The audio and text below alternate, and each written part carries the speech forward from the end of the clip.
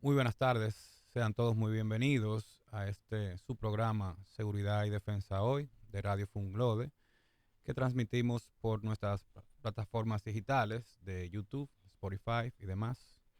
Aquí estoy acompañado de nuestro equipo de comunicadores, el licenciado César no, Jorge Corporán.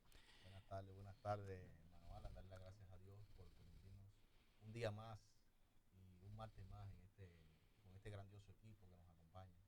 Vamos a tratar diferentes temas súper importantes y en relación a la seguridad y defensa en el marco de la República Dominicana y también a nivel global. Dígame, hermano William. Buenas tardes. Sí, yo secundo realmente que Dios nos haya permitido estar otro martes más, como de costumbre, en este espacio, Seguridad y Defensa Hoy, para llevar esas informaciones de primera mano a la población, tanto nacional como internacional, a través de nuestras plataformas, streaming y demás. Hermano Alan. Sí, vamos a empezar como de costumbre con nuestras efemérides del día de hoy. Aquí tenemos que en Judea actual Israel, los invasores romanos ingresan en la fortaleza judía de Masada tras varios meses de sitio. Todos los judíos sobrevivientes se suicidan para evitar ser torturados y crucificados. Termina la gran revuelta judía.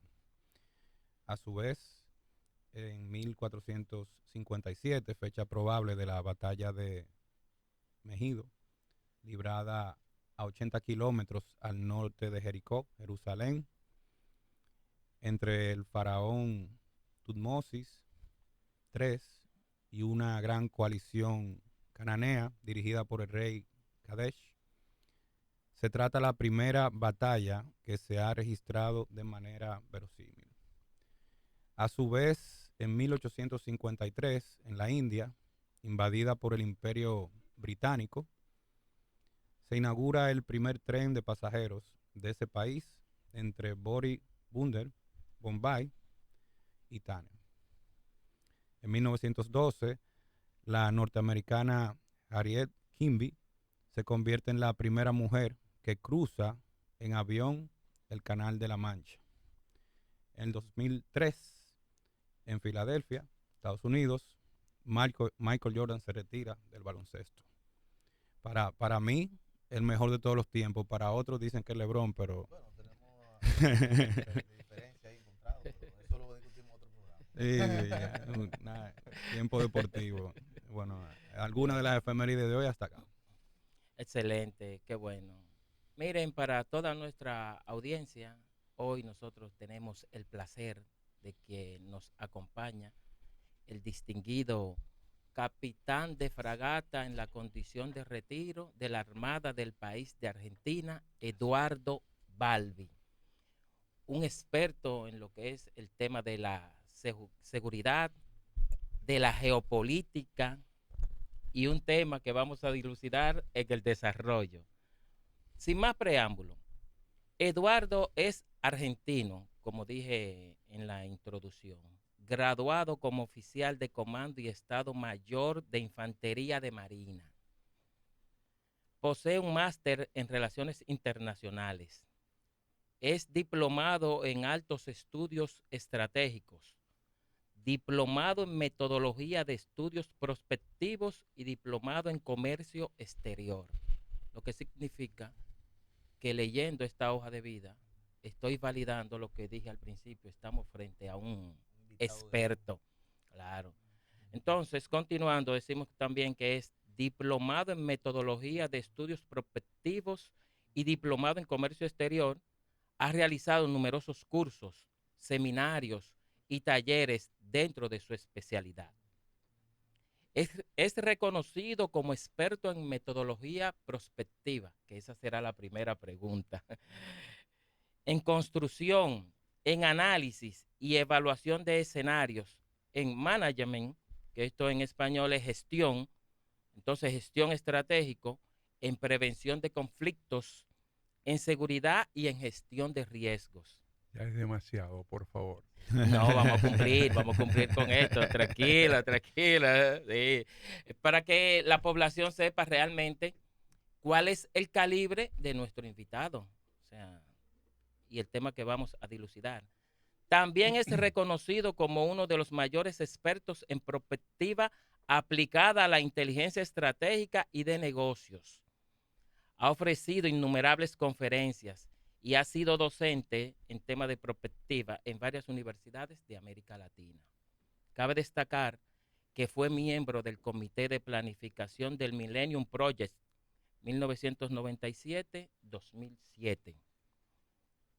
Dice aquí también que fue quien diseñó el método de prospectiva estratégica seleccionado en el 2014 por el Centro Nacional de Planeamiento Estratégico de Perú, CEPLAN, como base metodológica para el Sistema Nacional de Planeamiento Estratégico. También diseñó las técnicas APER, análisis de percepciones de actores, técnica TAN, entre otras. Así Vamos a recibir con un fuerte aplauso. recibimos a nuestra... Claro. Entonces, Bienvenido. como fue tan amplia la introducción, sin más preámbulo, ¿qué es la prospectiva? Bueno, te ha salido bien la pregunta porque como me trabajo en esta disciplina científica desde hace unos poquitos días, ustedes saquen la cuenta, yo entré a la prospectiva en enero de 1980, entonces Wow. apenas unos días. Sí. Este, Unos cuantos. no sé si alguno de los presentes todavía no había nacido o era un bebé. Yo no había nacido. Sí, no, yo había nacido. Ya Así que en el poste. Y he recorrido toda América Latina y otras zonas del mundo con este tema. Es común que cuando yo digo prospectiva, la respuesta es ¿qué? Entonces, frente a esto que me parece que es lo que está sucediendo en vuestro país, lo digo con todo respeto, pero he investigado fuertemente eso, voy a tratar de explicar qué es la prospectiva. Y voy a tratar de explicarlo muy corto, después me hacen preguntas. Vamos a tener que jugar y moviéndonos por el tiempo, porque es la única forma de entender cómo avanza o retrocede la historia de la humanidad.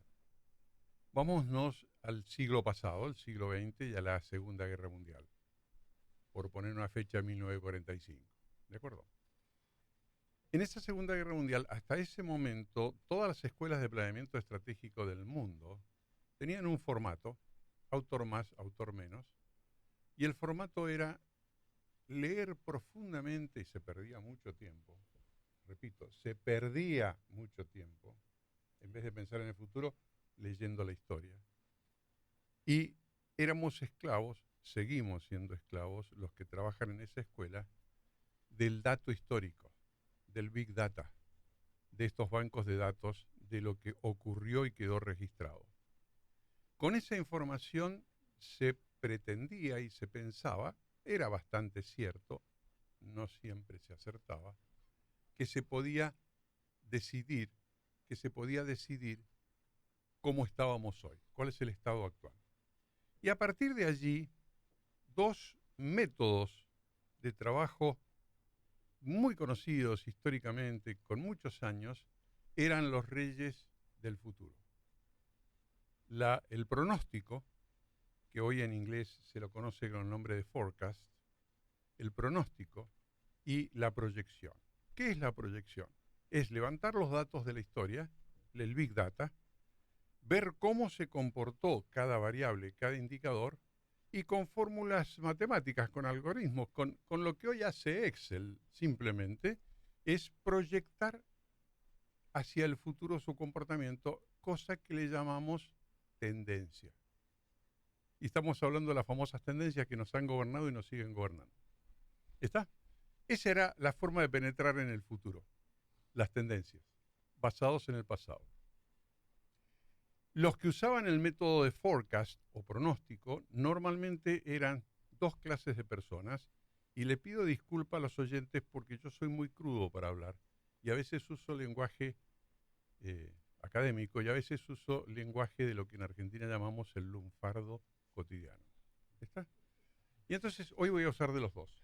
Una combinación, una combinación. Los que hacían pronósticos son aquellos que saben cómo evolucionó este tema y entonces se atrevían a decir, en base al conocimiento del comportamiento histórico y presente, cómo iba a ser el futuro. Otros que decían que hacían pronósticos son los charlatanes de feria. El otro grupo, ¿de acuerdo? ¿Está claro? Pero a partir de los años 50, con los sucesos, los impactos, esto es precisamente futuro, que se produjeron en todos los actos de la vida, y especialmente en la evolución de las ciencias, de la tecnología, de las comunicaciones, de la metalurgia, de todo, de lo que se llaman las variables duras y las variables blandas. A partir de los años 50, los productos en el mediano y largo plazo de futuro hechos con forecast o hechos con proyección empezaron a mostrar fallas. ¿Y cuál era el problema? La dinámica de cambio. La dinámica de cambio del mundo, que hoy es terrible, hoy tiene una velocidad y una profundidad increíble. Así es. Y estoy hablando de cambio. Cambio no significa que siempre sea bueno. Puede ser una evolución o puede ser una involución. Correcto. Puede ser bueno o puede ser negativo. Atención, por eso uso la palabra cambio. ¿Está? Y entonces, al aparecer el fenómeno de cambio, se vio la necesidad de entrar a pensar algo más en planeamiento estratégico a mediano y largo plazo. Porque los métodos de proyección y de pronóstico no estaban resultando efectivos. Y ahí nace la prospectiva. Ese es el origen de la prospectiva. Fines de la década del 50, principios de la década del 60, muy tibiamente primero y después de manera muy importante. Y a partir de ese momento... Según la exposición que hemos escuchado de usted, magistral, vemos que la perspectiva es investigar a futuro. Exacto. Planificar a futuro. Entonces, en esta era Perdón, digital... permíteme una corrección. No es investigar a futuro, es investigar el futuro. El futuro, sí. Entonces, con este papel que juega la tecnología hoy en día, en el caso de la Big Data y la inteligencia artificial, ¿cómo influyen en esas investigaciones? Bien, me has hecho una pregunta, ya estamos, vamos a entrar en el terreno de batalla dialéctica, ¿está? Porque voy a ser muy crudo con lo que voy a decir. ¿Está? Big Data. Hoy, el Big Data existente en la mayoría de los temas ha crecido de tal manera que produce un efecto realmente inesperado y contrario a lo pretendido. Ese efecto es lo que produce la desinformación por exceso de información. ¿Está claro lo que acabo de decir? Sí. Todos nosotros estamos hoy bombardeados por 72 periódicos, 138 programas de radio como este es uno más, estamos bombardeando, programas de televisión, las redes sociales. Disculpe, y 1 millón de periodistas improvisados en las redes sociales. No, y además 2 millones de periodistas no improvisados, pero que también hacen de la suya. Así es, así es. Entonces, la pregunta es, ¿cuánto tiempo escuchaste y cuánto tiempo pensaste acerca de lo que escuchaste? ¿Está claro? Sí. Bien, entonces cuando te encuentras con que la sociedad escuchó 2 horas, 3 horas, 5 horas, 10 horas y pensó 0 segundos, está desinformada. Porque además le pintaron el cuadro con todos los colores posibles. ¿Está? Entonces, eso es el Big Data hoy. El Big Data hoy, además, los Big Data en general tienen un defecto. Y el defecto es que están, por su origen, de la dura matemática, no de la racionalidad matemática, sino de la dura matemática, tienen todos mediciones cuantitativas y no trabajan en mediciones cualitativas. Y las mediciones cualitativas son las más importantes en el pensamiento estratégico moderno, y voy a poner un ejemplo para que quede claro. Si cualquiera de nosotros decide poner hierros más gruesos en las rejas de las ventanas de la casa, lo hace porque fue a la Policía Nacional a pedir la estadística de criminalidad o por la percepción de inseguridad del barrio. Posiblemente por la percepción. Podría ser la segunda. ¿Dónde está registrado eso en qué Big Data? Está claro lo que estoy diciendo. Sí. Entonces, escúchenme, Sí. esto es así. A ver, cuando yo decido cambiar el auto, ¿me convenció algún vendedor? ¿Me convenció una propaganda? ¿O en un momento de toda esa maraña de desinformación por saturación de información dije, lo voy a cambiar y voy a comprar esto? Es decir, ¿dónde se mide eso cuantitativamente? No existe. Está claro lo que estoy diciendo. Así es. Nos falta la mitad del Big Data, por decirlo de una manera. Y es lo más importante estratégicamente, ¿saben por qué? Porque está basado en las percepciones y emociones de los actores. Así es. No Tomamos en la decisiones. realidad, sino en las emociones y percepciones de los actores. ¿Y Sí. saben qué? Todos los actos humanos se basan en las percepciones y en las En emociones las emociones. de las personas. Todos. Todo lo que estamos haciendo ahora. La forma en que me miran. Yo veo tus ojos y trato de imaginar lo que está pasando por tu cabeza en este momento. No, estoy en una clase. Eso es lo que pasa por mi Bueno, cabeza. entonces hablamos del Big Data. La otra parte de lo que tú me preguntabas es el tema del futuro. Y el tema del futuro es el siguiente. Tenemos que bajar varias líneas para aterrizar el problema y no perdernos en una maraña de ideas raras. Primero, ¿el futuro existe? Sí, el futuro va a existir. ¿Cuál es? No tengo la menor idea. Dicho así, lisa y llanamente. Perfecto. ¿Alguna vez podré saber con certeza cuál va a ser el futuro? Jamás. Es decir, no hay, lo más que podemos pensar si hacemos muy bien las cosas en el futuro es probabilidad de ocurrencia. Pero certeza, ni hablar. Ujú. Y entonces, ¿eso a qué nos obliga? ¿Cuál es tu futuro? No, preguntaste mal, querido. ¿Cuáles son tus futuros? Porque no hay uno solo. Es dentro de una cantidad de opciones de futuro lo que va a aparecer.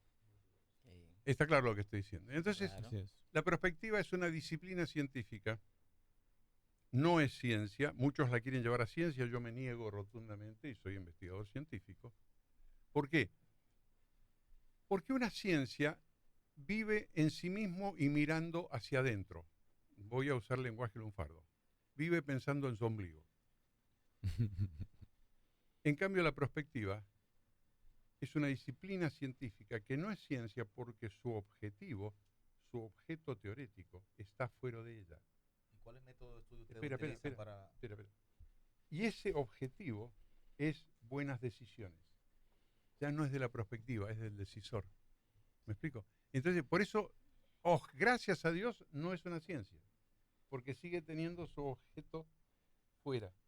Trabaja para decisiones inteligentes. Estamos hablando en política, estamos hablando dentro de política en seguridad Claro.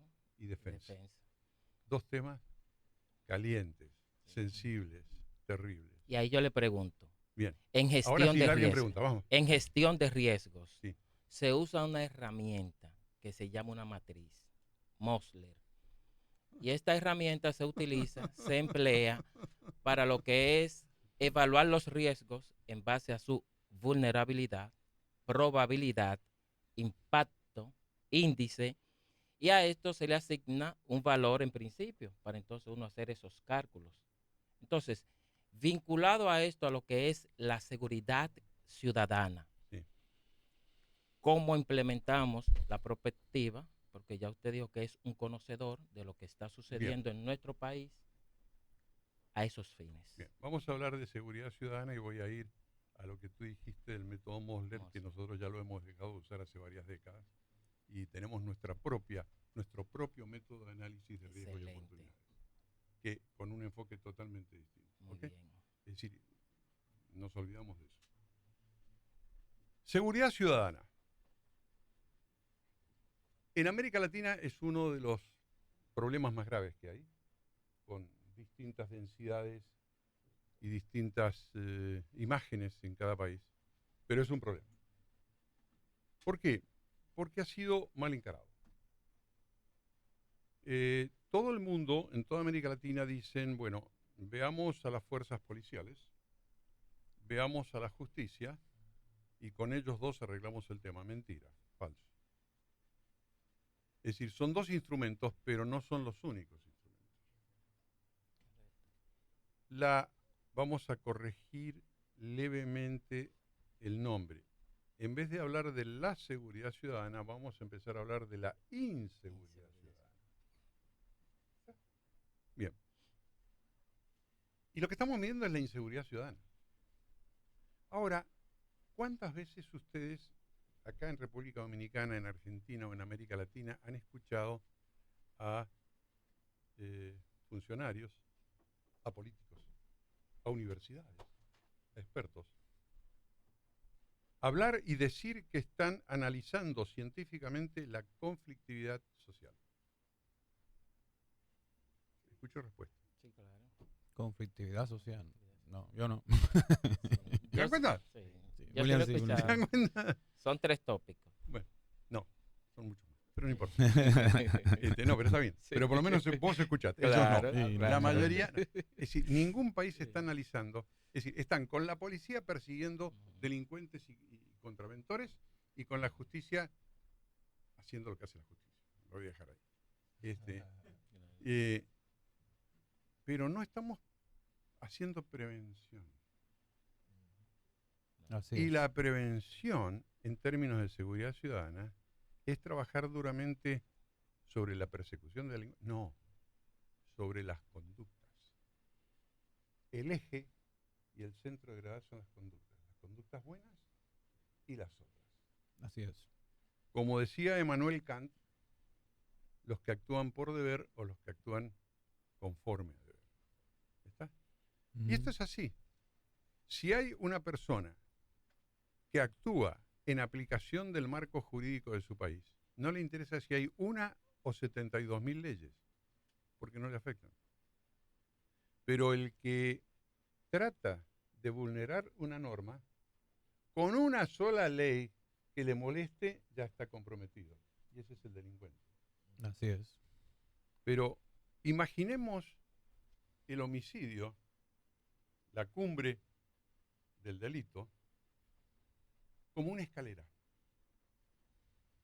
La conflictividad social, aunque no sea penada por la ley, lo voy a repetir por tercera vez, aunque no sea penada por la ley, porque no todos los actos que comete el ser humano han sido tipificados en la norma jurídica. ¿Está claro? Hay un vacío gigantesco, Claro. un espacio muy grande. Si esos actos que van en contra de la convivencia, en contra del orden social, se convierten en comunes, se produce el efecto de lo que se llama la naturalización de la violencia. Es decir, se siente como que eso es natural y ya no es violencia, sino que paradójicamente es dentro del estado de paz. Esto es una barbaridad, pero es real. Es real. Y eso significa que en la escalera que va al homicidio ya trepaste 3, 4, 5 escalones y estás cerquita de tomar el arma y pegar un tiro. ¿Está claro? Por lo tanto, el blanco de prevención de seguridad ciudadana, no de combate, sino de prevención, es la conducta humana. Y en la conducta humana, la responsabilidad no es ni de la policía ni del político de turno. La responsabilidad es de todos los organismos del Estado, el Ministerio de Educación, el Ministerio de Salud, el Ministerio de Infraestructura, el Ministerio de Economía, de todos los agentes públicos, y es responsabilidad de todos los sistemas sociales de todo tipo y de la sociedad en general. Si la sociedad no se compromete, es es un asunto de Estado con mayúscula, toda la palabra mayúscula, toda la palabra mayúscula. ¿Está? Es decir, coincido contigo, es un tema de Estado y es un tema permanente. Por lo tanto, una de las enormes ventajas que tiene el uso de la prospectiva estratégica y que ha sido parte del trabajo que hicimos en nuestro equipo, empezamos a trabajar a fines del siglo pasado y después de un arduo trabajo de desarrollo conceptual en el año 2010, acuñamos la definición de lo que hoy llamamos la cumbre de la aplicación de la prospectiva, que es la anticipación estratégica continua, tanto para el orden privado como para el orden público. Anticipación estratégica continua. ¿Qué significa eso?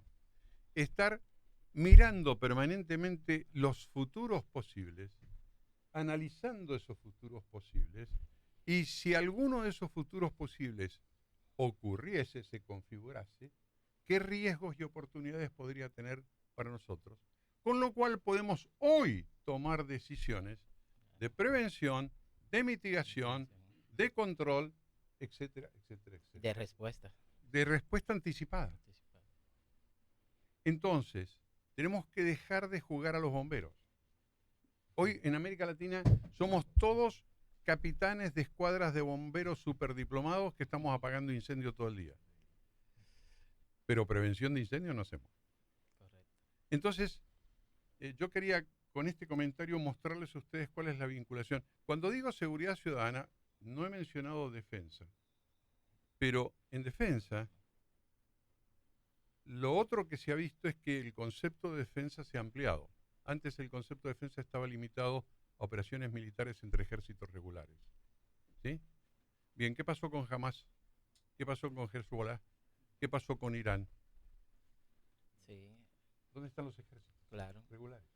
Atacaron a Israel. Está claro lo que Una estoy diciendo, ¿no? vulnerabilidad, claro que sí, perfecto. No, entremos a pensar de otra Sí, manera. perfecto, Entremos a pensar de otra claro. manera. Ahí no hubo ningún ejército regular, No, excepto el ejército israelí defendiéndose. Claro. Pero del otro lado, Del otro lado, nada.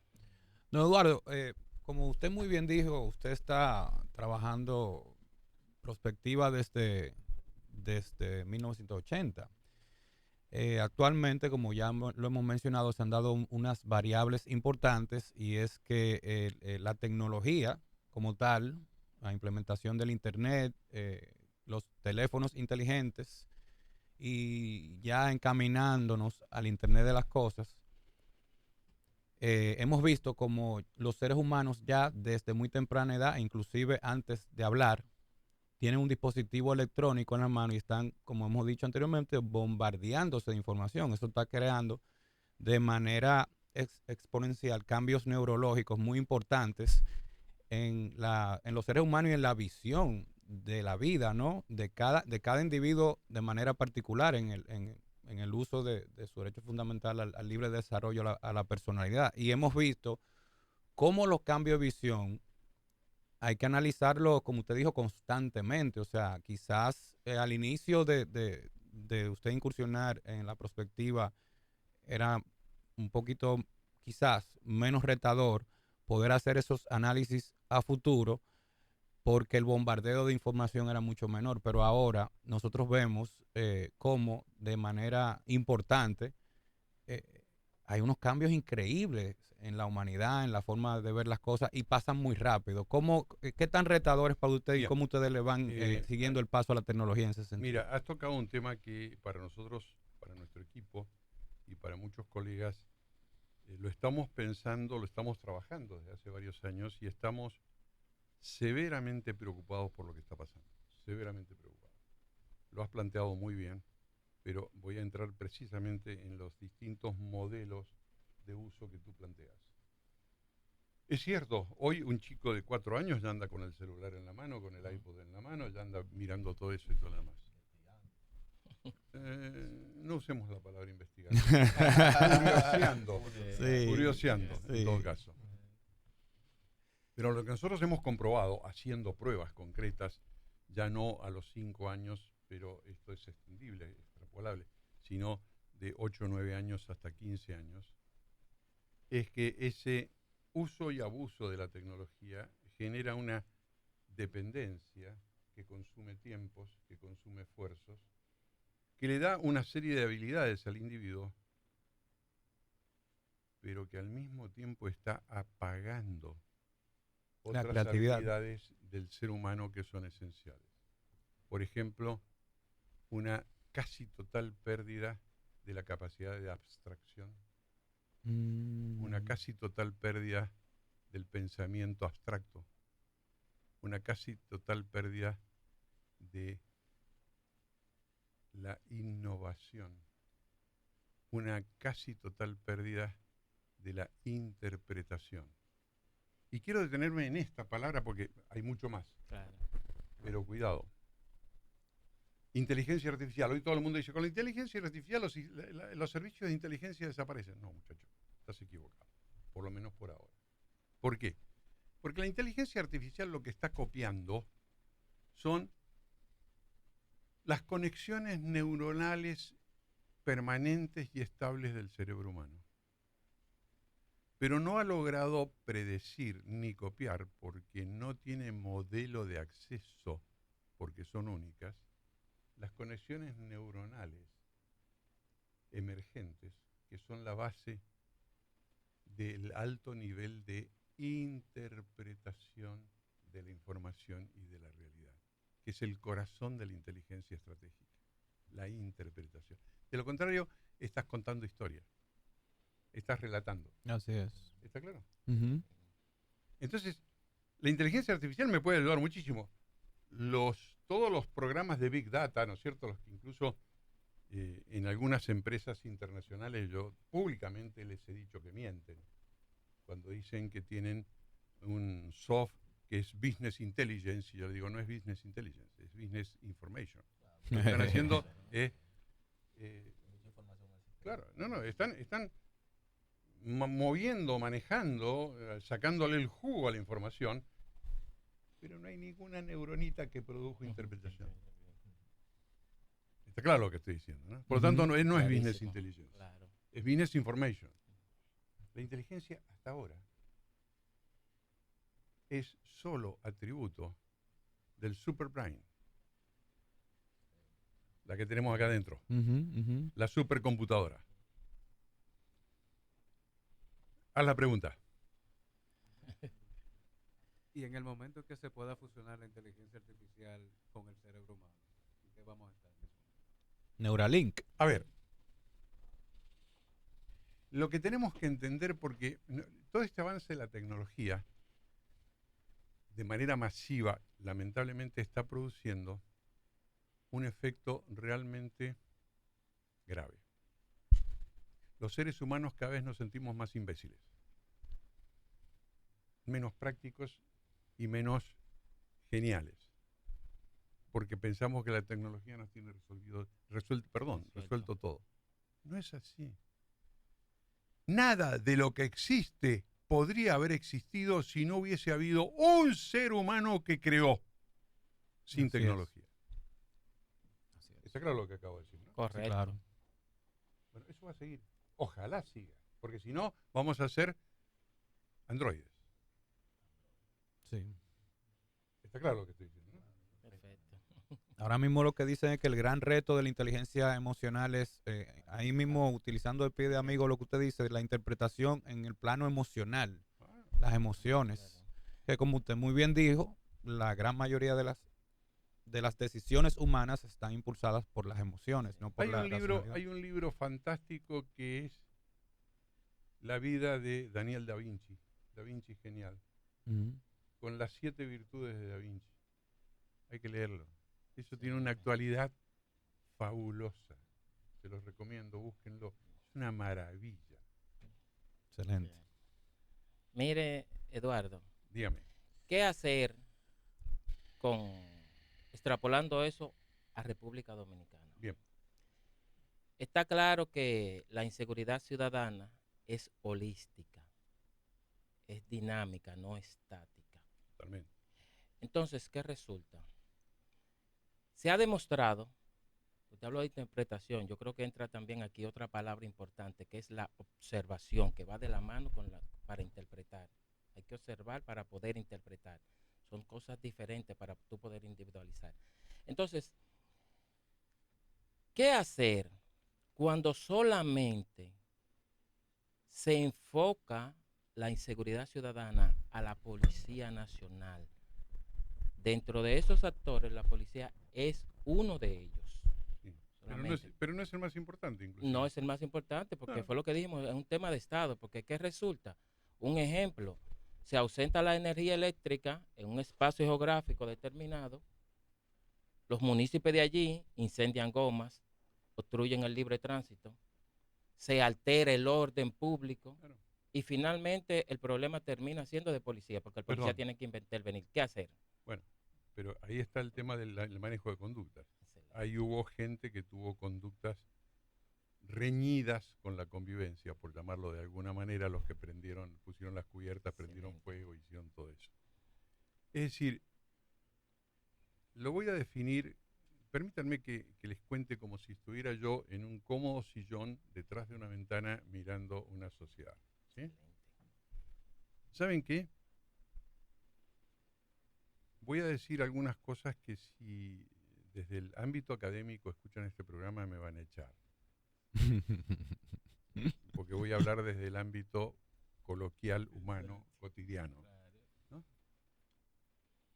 Me pongo a mirar, veo la gente lo que hace, ¿no es cierto?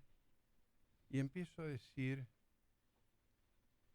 ¿por qué no cuidas lo que no es tuyo? ¿Qué gusto tenés en romper? ¿Qué gusto tenés en grafitear una pared que no es tuya? ¿Qué gusto tenés en pegarle un codazo al que va caminando porque no le cedes el paso? ¿Qué gusto? Y así podría seguir toda la noche. ¿Me explico? ¿Qué estoy haciendo con eso? Estoy observando las conductas individuales del ser humano. Por eso dije, el origen, la búsqueda del origen de la prevención en seguridad ciudadana son las conductas. Correcto. Pero además, cuando viene un chico que grafitea, yo no lo llamo al chico, yo llamo a los padres. La familia, A la correcto. familia. El núcleo de la sociedad. Y quiero saber a qué escuela va y quiero hablar con la maestra o el maestro. Así es, la Porque es el educación. responsable también. Educación Está formal. claro lo que estoy diciendo, ¿no? Correcto. Empiezo a buscar el camino social de vinculación y responsabilidades. Lo que hace un joven, lo que hace un menor, es producto de toda una sociedad que ha estado ausente o haciendo mal las cosas. ¿O no? Así es. Ahí tenemos la solución. Dos factores, exógeno y endógeno, Totalmente. para profundizar. Y Claro. entonces Pero no implementar es responsabilidad de la policía y de la justicia. Es más, Exacto. hace 2 meses en la Argentina, me costó que me llamaran de varias formas no elegantes, cuando le dije a un grupo de diputados y senadores, ¿saben ustedes que vienen a hablar y de la inseguridad y de la policía, se equivocan? ¿Por qué me equivoco? Diputados y senadores nacionales. Pues son los responsables primeros, no los más grandes, los primeros, los responsables primarios del estado de las cosas. Nosotros no somos no miembros de la policía, son diputados y senadores del Congreso, son los que tienen que marcar las reglas de juego de lo bueno y lo malo, ¿o no?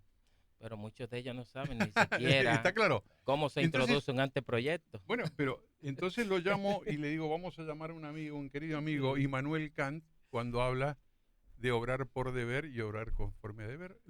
Ustedes son los que hacen las leyes. Ustedes son los que tienen que fijar una cosa muy importante en seguridad ciudadana, los premios y castigos. Claro.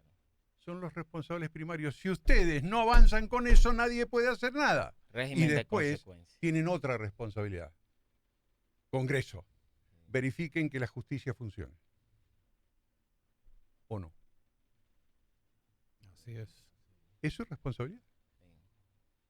Régimen de consecuencia. Es decir, darle la responsabilidad a los diputados nacionales que asuman su responsabilidad social. Yo no digo que salgan con un rifle a matar delincuentes, no. Hagan lo que tienen que hacer. Claro. Pero Establecer el régimen de consecuencias. Claro. Por ejemplo, en el caso nuestro, digamos que la Cámara de Diputados vendría siendo una especie de representación de lo, porque son más congresistas, de lo que somos como pueblo, y lamentablemente los escenarios que uno ve allí eh, son deplorables. Lamentablemente son realidades. La teoría dice de que ahí está la mayor representación social, en el Congreso. La teoría. ¿Cuál es la práctica? ¿Quiénes son los responsables? La sociedad que dejó que esa gente llegara. Porque votó, porque no votó, porque no se calentó, porque... ¿Está claro? Así es. Entonces, llega Juan Pérez, que es un diputado que sé que es un tipo corrupto. La culpa de Juan Pérez no es de toda la sociedad que lo votó y de toda la sociedad que no lo votó y que no impidió que llegara. Así es. Por eso es que se dice que Así los es. pueblos deben estar empoderados, porque la democracia reposa Por eso en digo ellos. que la seguridad es un tema social, Sí, social. integral. Integral. Integral. Tiene que estar metido todas las ONG, todas las empresas, todas las casas. Miren, les voy a dar datos. En el año 1934-35 se publicó un libro en Alemania, traducido rápidamente a la Argentina, de dos sociólogos de la educación alemanes. Atención con lo que voy a decir ahora porque es importantísimo. Estos dos sociólogos de la educación alemanes habían hecho un estudio de cómo era el sistema de educación en Occidente. Nos toca. Y dijeron, hay dos sistemas que funcionan en paralelo, pero no siempre funcionan al unísono. El sistema formal de educación, la escuela primaria, secundaria, técnica, universitaria, todo lo demás, y la transmisión de cultura, que es lo que sucede en el hogar, en la acera de la casa donde vive, en el supermercado, en la iglesia, en el club, en los lugares que frecuenta la persona. ¿Está? Y ellos decían, ahí, en esa transmisión de cultura está lo más importante porque están los valores. Y si eso se deteriora, no hay sistema de educación formal que lo pueda reemplazar. Así es. Primera investigación, ¿cómo estamos en transmisión de cultura en República Dominicana? Tenemos muchas familias disfuncionales, eso es la realidad. Claro, claro. Pero Tristemente. está claro lo que estoy diciendo. Perfectamente. Entonces, Claro que sí. tenemos que empezar bueno, la prospectiva tiene el mérito de que cuando analiza a fondo los escenarios futuros, tiene que buscar información del presente y logra entonces detectar verdaderos diagnósticos del presente. Hacer un análisis profundo y sin anestesia, por decirlo de alguna manera. Entonces, tenía una pregunta en ese mismo... Adelante. ¿Qué métodos utilizan ustedes para investigar el futuro, podemos decir? Hemos desarrollado, a ver, el método MEJEP, que es el método Corazón, fue el primer método de prospectiva estratégica que nació en América Latina, nació en octubre de 1989. Hace 30 y pico años. Sí. ¿Cuántos días? ¿Está? Y ese método nació después de una investigación que hicimos un equipo de 3 años comparando todos los métodos de prospectiva que existían en el mundo. Godet, Schwartz, Gordon, etc. Y viendo lo que servían, lo que no servían, pero además hicimos pretendidamente una adaptación a América Latina. Y ese método hoy es el método más completo de prospectiva estratégica que existe, pero lo hemos acompañado con otros 18 métodos más pequeños. Por ejemplo, el método de análisis y evaluación de conflictos. ¿Qué es un conflicto? Es decir, ¿cuál es el grado de intensidad de conflicto para cada actor? Porque con el grado de intensidad de conflicto tú vas a agarrar un rifle y me vas a pegar 4 tiros y él se va a ir a tomar un café. Está claro lo que estoy diciendo, Claro. ¿no? Claro. Eso es subjetivo. Totalmente subjetivo, totalmente emocional, totalmente psicológico. Tenemos un método de análisis de percepciones de los actores, un método de ordenamiento territorial y urbano, un método de diseño, sé que estamos terminando, un método de diseño y montaje de sistemas de alerta temprana, un método flash de prospectiva que para crisis y emergencias en un día y medio con un equipo entrenado, haces todo el análisis y sacas lo que tienes que hacer para manejar o para impedir una crisis o una emergencia. Y así tenemos un montón de métodos. ¿Está? Tenemos un método de análisis de los escenarios psicológicos y emocionales altamente críticos. La pandemia fue uno. Terrible. Lo que todavía está causando la pandemia a nivel psicológico y emocional es infernal. Usted ha dado las herramientas y cómo están integrados los equipos, quiénes los integran, porque entiendo que esto es multidisciplinar. ¿De qué forma? Como te decía, lo ideal es buscar que de alguna manera se llegue a ser dentro de la multidisciplinariedad transdisciplinaria. Nosotros desde hace 17 años tenemos un método, es uno de los 19 métodos, muy sencillo, muy básico, para crear los CENAES. Son los Centros de Anticipación Estratégica Continua. Lo hemos creado en varios países de América Latina, con 3, 4, 5 personas y un poco de tecnología, pero mucho entrenamiento y mucho conocimiento metodológico, porque acá el tema no es la tecnología, porque no hay. Lo que hay es el intelecto, lo que hay es la habilidad de penetrar en el futuro. Y eso es trabajo mental. O sea que básicamente la base para atacar la inseguridad ciudadana empieza desde la educación de hogar y la educación formal.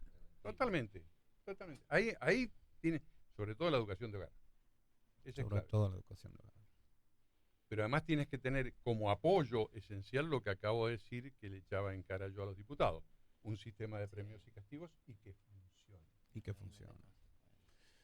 Bueno, pues hasta aquí, lamentando mucho, le agradecemos muchísimo su haber venido aquí. Nosotros complacidos, hubiésemos querido que el programa dure horas, porque estamos en una clase excelente y de verdad que ha sido muy enriquecedor para nosotros. Agrégale, Alan, honrados. que los temas que se quedaron mañana, el doctor Balbi lo estará desarrollando. Sí, No me llame claro. doctor porque yo abandoné mi doctorado por una pelea metodológica con los geógrafos. Excelente. Entonces el experto en prospectiva mañana a partir de las 7 de la noche,